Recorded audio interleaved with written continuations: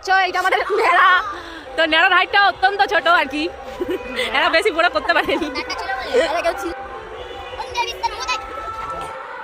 দোলের দিন সকালে এই যে মা পুজো দিয়ে দিচ্ছে, আর একটু পরে দোল খেলতে বেরোবো, কিন্তু তার আগে আমাদের এক জায়গায় সব রান্নাবান্না হচ্ছে, আজকে খাওয়া দাওয়া হবে।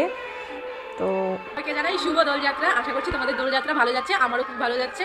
তো এই একটু আগে একটু মাখিয়ে দিল পাড়ার আর কি বিসর্জন, বাট আমি এখনো খেলিনি, আমার হাত এখনো পরিষ্কার, একটু পরে খেলবো, একটুখানি খেলবো, বেশি খেলবো না। তো চলো ব্লগটা দেখতে থাকো, আশা করি ভালো লাগবে।